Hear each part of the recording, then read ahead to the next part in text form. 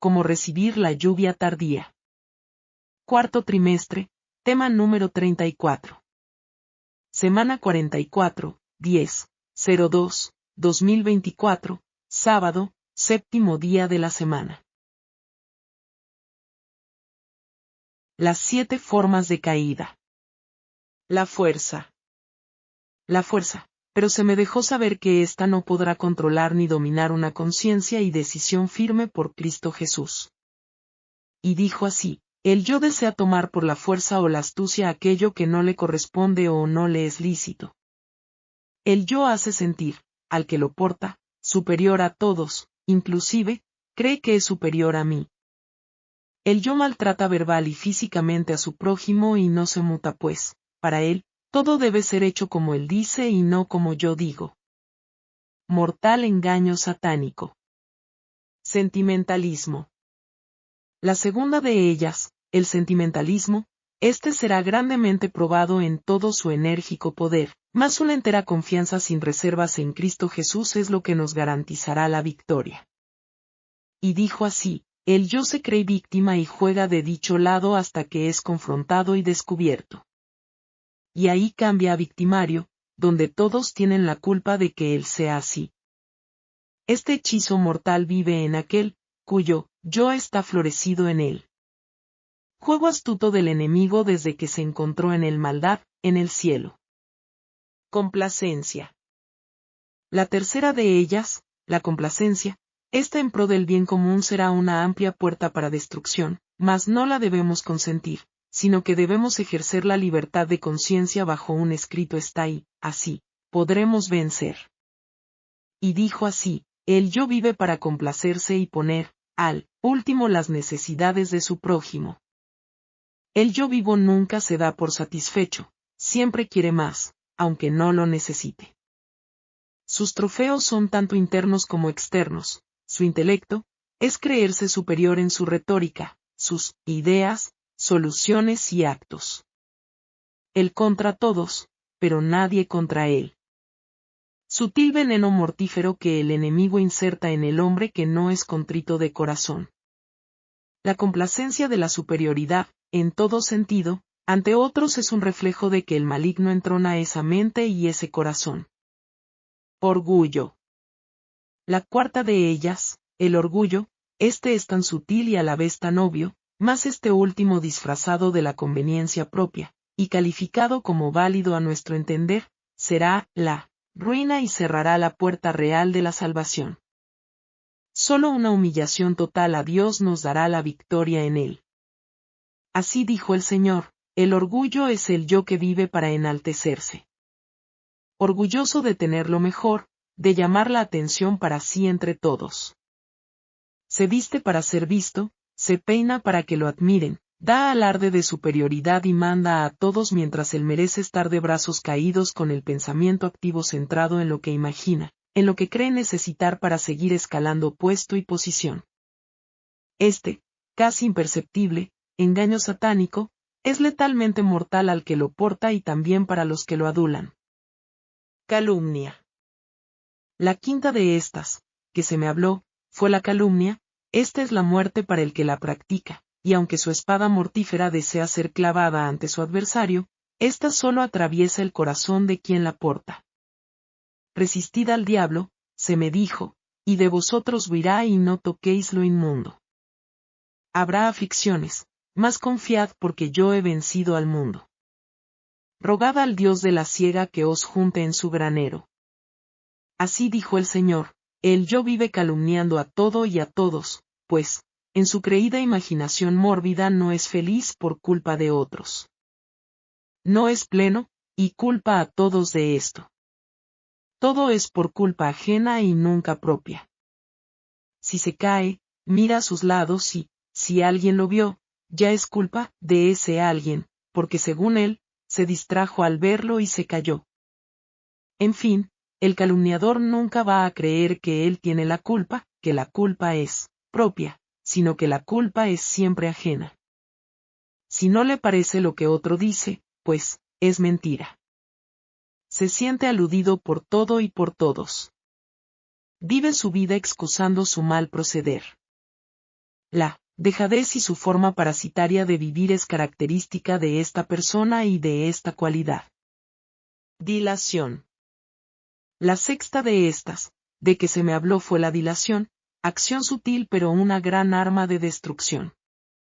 Esta es una forma de vida que ataca el pensar humano y lo adormece. Adormece el pensamiento y retrasa la acción del deber de cumplir, el mandato celestial. Es tan mortíferamente sutil que da la ilusión de que lo terrenal es mucho más importante que lo celestial, o sea, lo que es perecedero es más importante que lo que perdurará para siempre. Orad, orad sin cesar, ayunad y buscad el rostro de Cristo Jesús para que podáis vencer ante esta arma de la dilación. Así dijo el Señor, el yo vive por la dilación. Hoy no puedo por esto, mañana no podré por aquello. Pasado, por lo otro, en fin. Lo primordial siempre es último y las inventivas primero. En la lista de lo primordial siempre pone encima, y entre ellas, su complacencia, y nunca completa lo mandatorio. Los detalles lo complacen tanto que pospone los deberes al punto que, si fracasa, es culpa de ser tan detallista. Para su forma de dilación propia, todo debe estar como se imagina, quiere y desea para poder avanzar. Y, si esto no es así, es culpa de todos, inclusive de mí.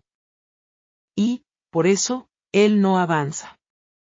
El yo de la dilación critica al esforzado, al que cada día, con intenso afán, lucha por completar su labor diaria. Lo tilda de extremista, fanático y abusivo. El yo de la dilación es detractor, critica a todo aquello que no va de acuerdo a su forma de ver, actuar y pensar. Esta actitud, horrendamente pecaminosa, de creer que su forma de ser es ley hacia otros, es instigación maligna de perdición. Sensualidad. La séptima, que se me dijo fue, la sensualidad. Mi pueblo pereció por falta de conocimiento. Este acto desenfrenado, con acciones ilícitas dentro del matrimonio, es puesto, aún, en primer lugar, antes del deber de cumplir, el mandato divino.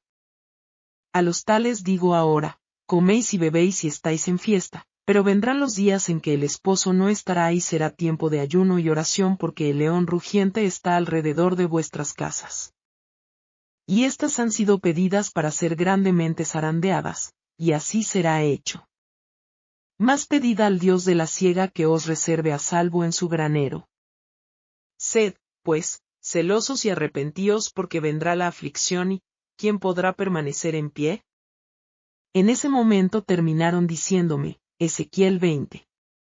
La séptima, y última, es la sensualidad. El yo de la sensualidad es vivir en el yo interno y externo constantemente. Esta carnalidad animalizada no es más que la perversión pecaminosa de aquel que deja que el enemigo de Dios y del hombre lo denigre al punto de volverlo irracional. El yo de la sensualidad vive en sus placeres mentales, buscando toda oportunidad para exteriorizarlos en su propia complacencia. Al dar rienda a esto, daña su hipotálamo y su lóbulo frontal. Su cerebelo vive adormecido, como cuando la marihuana invade el torrente sanguíneo o cuando la metadona es ingerida, introducida, al cuerpo.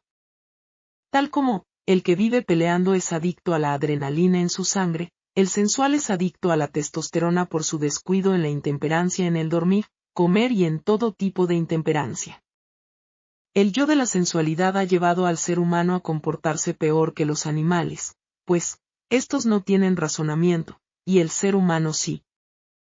Un animal se aparea con el sexo opuesto para procreación, en el tiempo señalado para esto, pero el ser humano que vive para el yo, en la sensualidad, se aparea con su mismo sexo por depravación, ya que esto viola el curso natural de la procreación.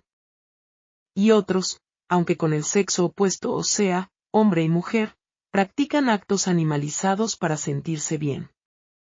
También están en desagrado ante mí. Estos, los que practican estas perversiones, no heredarán la vida eterna. Por esta razón, el enemigo de las almas los animaliza, para que así, en este estado de éxtasis carnal, ninguna espiritualidad pueda prevalecer y, así, crear en éste la muerte eterna. Las 10 formas de anatemas. Testimonio, 14-09-2020 Part 2. El Señor me dio, como un resumen de anatemas. Lo resumió en 10 formas. El yo. La suficiencia propia. El amor a los hijos más que a él.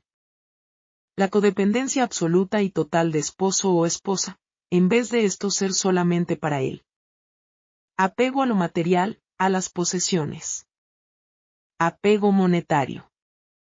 Deseos pecaminosos encubiertos, sutiles y abiertos. Mis ideas propias. Los desórdenes sensuales mórbidos acariciados. Las excusas sutiles, para excusar desobedecer a Dios. Texto bíblico. Juan 20, 22 al 21. Entonces Jesús les dijo otra vez, paz a vosotros, como me envió el Padre, así también yo os envío. Y habiendo dicho esto, sopló en ellos, y les dijo, recibid el Espíritu Santo. Ellen Goldwhite. Hemos de reflejar el amor de Cristo. Entonces Jesús les dijo otra vez, paz a vosotros. Como me envió el Padre, así también yo os envío. Juan 20, 21. Deberíamos procurar fervientemente conocer y apreciar la verdad, para poder presentarla a otros así como es en Jesús. Necesitamos tener una correcta valoración de nuestras propias almas. Entonces no seríamos tan descuidados en relación con nuestro curso de acción como lo somos actualmente. Es al mirar a Jesús y contemplar su encanto, teniendo nuestros ojos constantemente fijos en Él, como somos transformados a su imagen. Él dará gracia a todos los que guardan su camino, y hacen su voluntad, y caminan en la verdad. Ruego a los que tienen sus nombres registrados en el libro de la Iglesia como miembros dignos, que sean verdaderamente dignos mediante la virtud de Cristo. Se promete la misericordia y la verdad y el amor de Dios al alma humilde y contrita. Todo el cielo se llena de asombro al ver que, cuando ese amor tan amplio, tan profundo, tan rico y pleno, se presenta a los hombres que han conocido la gracia de nuestro Señor Jesucristo, ellos son tan indiferentes, tan fríos e impasibles. Los infinitos tesoros de la verdad se han ido acumulando de siglo en siglo. Ninguna ilustración podría impresionarnos adecuadamente con la extensión y la riqueza de estos vastos recursos. Estas gemas de verdad han de ser recogidas por el pueblo remanente de Dios, para ser dadas al mundo, pero la suficiencia propia y la dureza de corazón desechan el tesoro bendito. De tal manera amó Dios al mundo, que ha dado a su Hijo unigénito, para que todo aquel que en él cree, no se pierda, mas tenga vida eterna. Juan 3, 16. Tal amor no puede ser medido, ni puede ser expresado. Juan insta al mundo a mirar cuál amor nos ha dado el Padre, para que seamos llamados hijos de Dios. 1 Juan 3, 1. Es un amor que sobrepuja todo entendimiento. En la plenitud del sacrificio, nada se rehusó. Jesús se dio a sí mismo. Dios desea que sus hijos se amen los unos a los otros como Cristo nos amó. Han de educar y adiestrar el alma para ese amor. Han de reflejar ese amor en su propio carácter, para proyectarlo sobre el mundo. Cada uno debería considerar esta su tarea. La plenitud de Cristo ha de ser presentada al mundo por quienes han llegado a ser partícipes de su gracia. Han de hacer por Cristo lo que Cristo hizo por el Padre, representar su carácter. Testimonio, 11-03-2021 Part 1. Debemos ser como un solo hombre en la gran construcción. En sueños, yo veía una grande construcción. Esta estaba incompleta. Vi personas allí, que estaban agarradas de sus cosas y solo pensaban en lo suyo en vez de ser como un solo hombre ayudando en esta enorme construcción. Otros, estaban pendientes a su belleza y no se apartaban de mirarse en el espejo. Otros, estaban preparándose, Pero eran tan lentos que llegaban últimos y pensaban que con eso que se prepararon iba a estar todo bien, pero no era así. También vi otros que venían de camino y, según su criterio, todo estaba listo, pero también había cosas incompletas, y estos sufrían. Yo me veía luchando para que todos se organizaran y era extremadamente difícil pues cada quien estaba en lo suyo, que no eran cosas de carácter eterno. En ese momento, amados hermanos, ahí desperté. Y yo meditaba en todo esto y decía, Señor, los campamentos, ¿qué está pasando en los campamentos, Señor? ¿Por qué hay esa apatía tan grande donde cada quien está pendiente a lo suyo cuando tú estás pidiendo que todos trabajemos como un solo hombre? Oh, amados hermanos. Esto es tremendo. El Señor nos ha puesto a vivir con otras personas en campamentos porque, amados hermanos, esto es una práctica. Una práctica de carácter eterno, de poder nosotros, a través de esto, con la ayuda del Eterno, llegar a tener el carácter, reflejar el carácter, de Cristo Jesús en nuestras vidas. Cada uno por su lado no va a poder llegar a esto. Hay cosas que, como campamento, todos deben estar ahí. Hay otras cosas que en familia se tienen que resolver. Otras, individuales, que, como individuos tienen que resolver. Pero cuando es cuestión así, como esto que el Señor me acaba de mostrar, una construcción incompleta, era una obra muy grande, pero cada quien en lo suyo. El Señor nos está, aquí, dando algunas aclaraciones. Pensemos, cada uno de nosotros, ¿qué está pasando alrededor nuestro? Sabemos que el cielo es orden y sin ese orden no vamos a poder completar lo que ya, muy pronto, vamos a necesitar con urgencia que esté completado. Pronto vamos a ser privados de todo apoyo terrenal, y ya no hay mucho que decirlo, sino que estamos viendo muchas cosas en varios lugares. Quiera Dios que podamos entender y no dejemos lo que realmente es necesario para última hora porque sea tedioso o trabajoso, sino que lo podamos lograr en Cristo Jesús como un solo hombre, trabajando por Él y para Él. Que el Señor nos bendiga. Libro, Historia de los Patriarcas y Profetas. Capítulo 35. La rebelión de Coré. Este capítulo está basado en Números 15 y 16. Primera parte.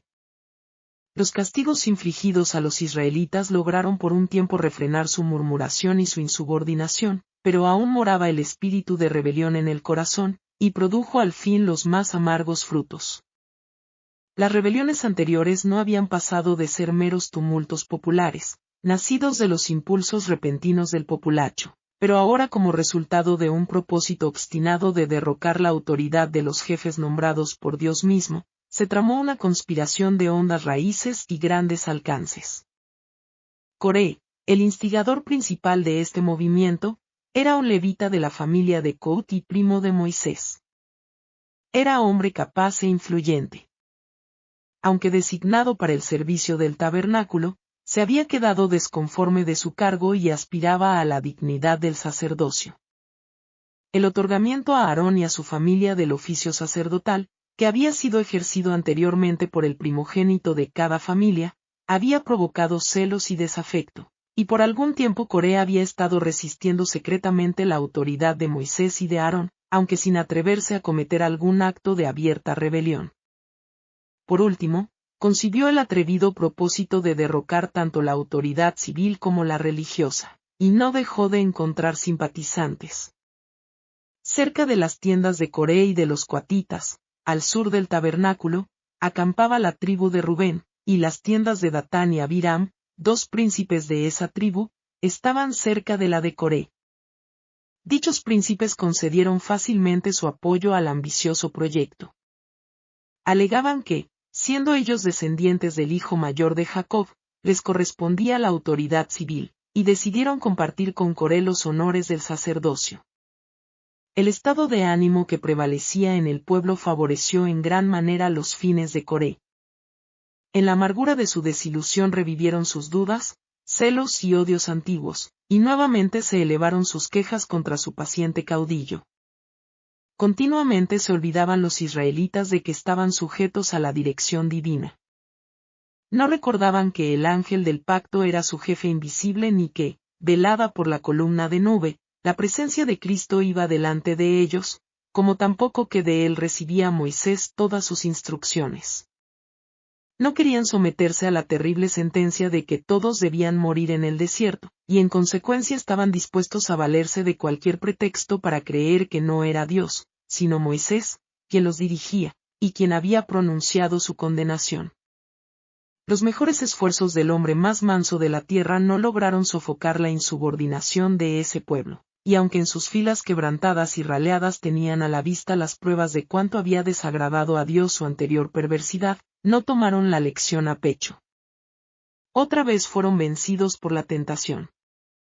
La vida humilde de Moisés como pastor había sido mucho más apacible y feliz que su puesto actual de jefe de aquella vasta asamblea de espíritus turbulentos. Sin embargo, Moisés no se atrevía a renunciar. En lugar de un cayado de pastor se le había dado una vara de poder, que no podía deponer hasta que Dios lo exonerara. El que lee los secretos de todos los corazones había observado los propósitos de Coré y de sus compañeros, y había dado a su pueblo suficientes advertencias e instrucciones para permitirle eludir la seducción de estos conspiradores. Los israelitas habían visto el castigo de Dios caer sobre María por sus celos y sus quejas contra Moisés. El Señor había declarado que Moisés era más que profeta. Cara a cara hablaré con él, había dicho, y había agregado, ¿por qué pues no tuvisteis temor de hablar contra mi siervo Moisés? Números 12:8. Estas eran instrucciones que no iban dirigidas solamente a Aarón y a María, sino también a todo Israel.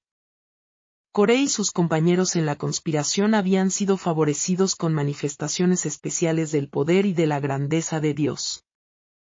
Pertenecían al grupo que acompañó a Moisés en el ascenso al monte y presenció la gloria divina. Pero desde entonces habían cambiado.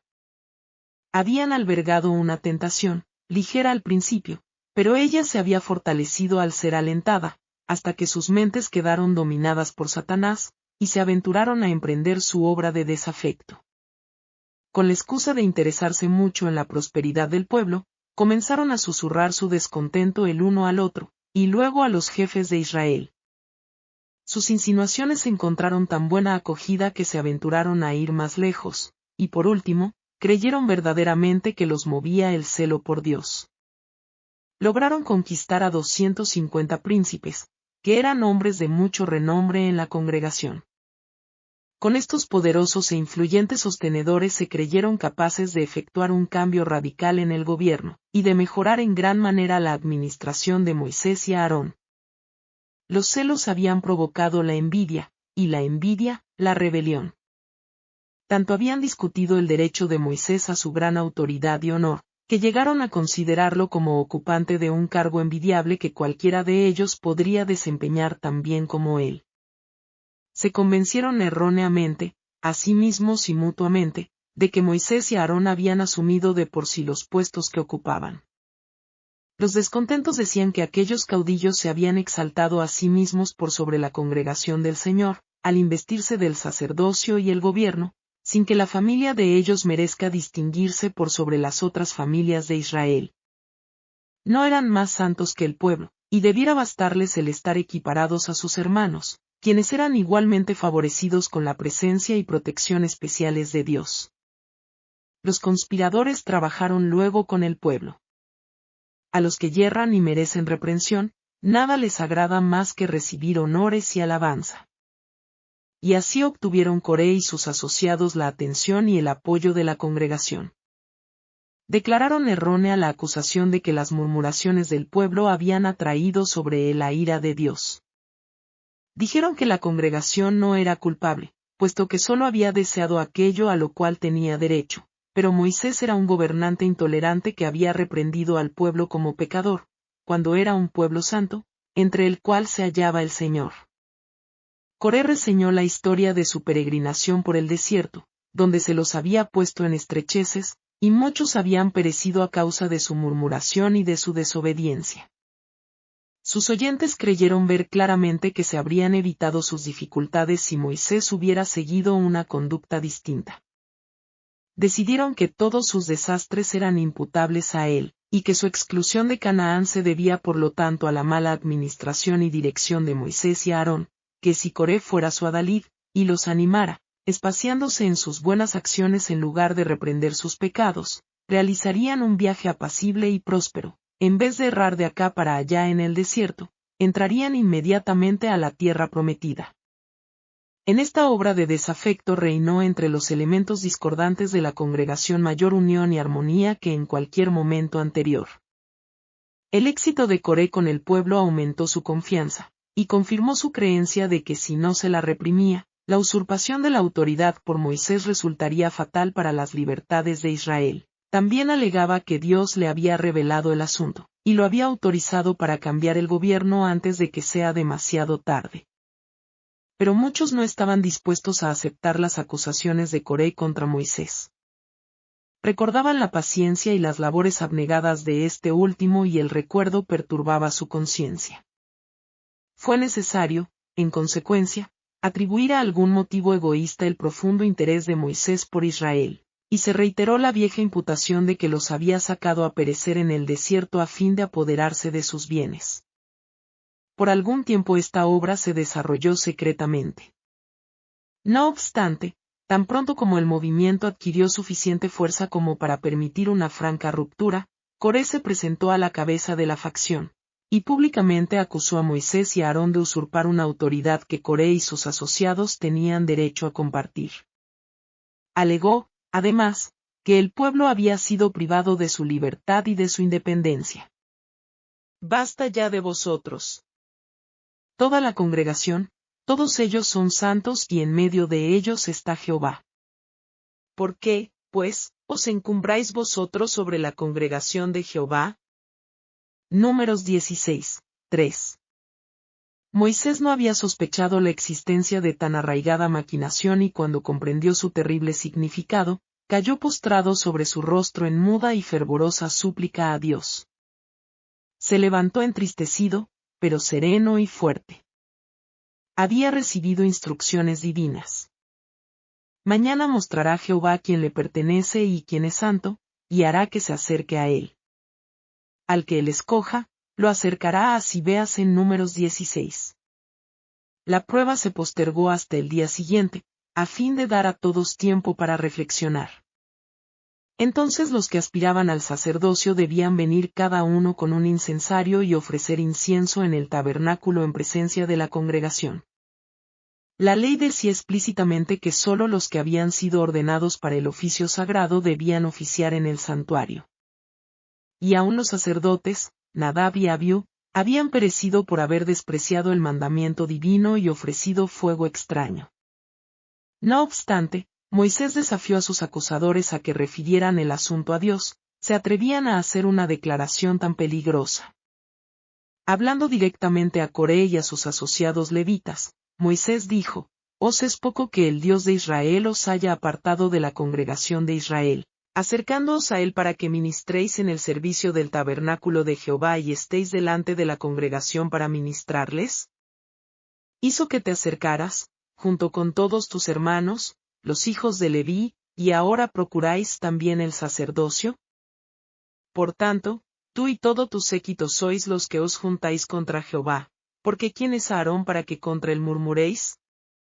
Datán y Abiram no habían asumido una actitud tan atrevida como la asumida por Coré, y Moisés, movido por la esperanza de que se hubieran dejado atraer por la conspiración sin haberse corrompido totalmente, los llamó a comparecer ante él, para oír las acusaciones que ellos tenían contra él. Pero no quisieron acudir, e insolentemente se negaron a reconocer su autoridad. Su respuesta, pronunciada a oídos de la congregación, fue, «Es poco que nos hayas hecho venir de una tierra que destila leche y miel, para hacernos morir en el desierto, sino que también te quieres enseñorear de nosotros imperiosamente. Tampoco nos has metido tú en tierra que fluya leche y miel, ni nos has dado heredades de tierras y viñas. ¿Sacarás los ojos de estos hombres? No subiremos. Así aplicaron al escenario de su esclavitud las mismas palabras con que el Señor había descrito la herencia prometida. Acusaron a Moisés de simular estar actuando bajo la dirección divina para afianzar su autoridad, y declararon que ya no se someterían a ser dirigidos como ciegos, primero hacia Canaán, y luego hacia el desierto, como mejor convenía a sus propósitos ambiciosos. Así se le atribuyó al que había sido como un padre tierno y paciente pastor, el negrísimo carácter de tirano y usurpador. Se le imputó la exclusión de Canaán, que el pueblo sufriera como castigo de sus propios pecados. Era evidente que el pueblo se identificaba con el partido del desafecto, pero Moisés no hizo esfuerzo alguno para justificarse. En presencia de la congregación, apeló solemnemente a Dios como testigo de la pureza de sus motivos y la rectitud de su conducta, y le imploró que lo juzgara. Al día siguiente, los 250 príncipes, encabezados por Coré, se presentaron con sus incensarios. Se los hizo entrar en el atrio del tabernáculo, mientras el pueblo se reunía afuera, para esperar el resultado.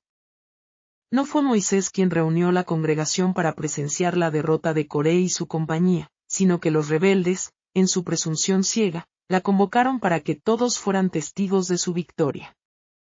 Gran parte de la congregación se puso abiertamente de parte de Coré, cuyas esperanzas de realizar su propósito contra Aarón eran grandes. Cuando estaban todos así reunidos delante de Dios, la gloria de Jehová apareció a toda la congregación. Moisés y Aarón recibieron esta divina advertencia: apartaos de esta congregación, y consumiré en un momento. Pero ellos se postraron de hinojos y rogaron: Dios, Dios de los espíritus de toda carne, no es solo hombre el que pecó. ¿Por qué airarte contra toda la congregación? Himnos. 0:23, oh Padre, eterno Dios. 0:65, Dios de luz y gloria excelsa.